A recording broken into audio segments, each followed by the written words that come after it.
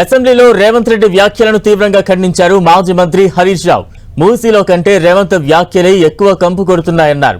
సభలో ప్రతిపక్షం గొంతు నొక్కుతున్నారని విమర్శించారు. హరీష్ రావు వ్యాఖ్యలకు ప్రభుత్వ విప్ ఆది శ్రీనివాస్ కౌంటర్ ఇచ్చారు.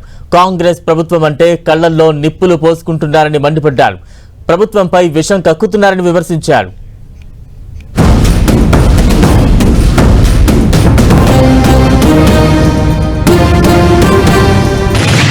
పక్షానికి ఇచ్చి మాకు మైక్ ఇవ్వకపోవడము, మేము అడిగిన ప్రశ్నలకు ఒక్కదానికి క్లారిఫికేషన్ లేదు.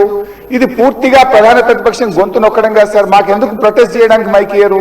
క్వశ్చన్ అవర్ లో ప్రొటెస్ట్ అనేటువంటిది ఆ పార్టీ యొక్క హక్కు సార్.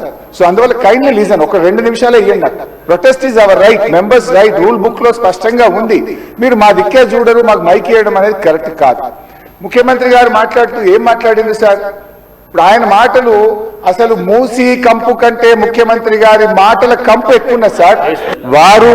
వారిపైన వేసుకొని అంటే వారు మూసీ నదికి వ్యతిరేకమనే చెప్పాల్సింది పోయి వారు గౌరవ ముఖ్యమంత్రి రేవంత్ రెడ్డి గారి పైన వ్యక్తిగతంగా విమర్శలు చేయడాన్ని అంటే ఇప్పుడే చూసిన ఈ సభలో హరీష్ రావు పదే పదే మాట్లాడే మాటలను ప్రజలందరూ గమనిస్తున్నారు.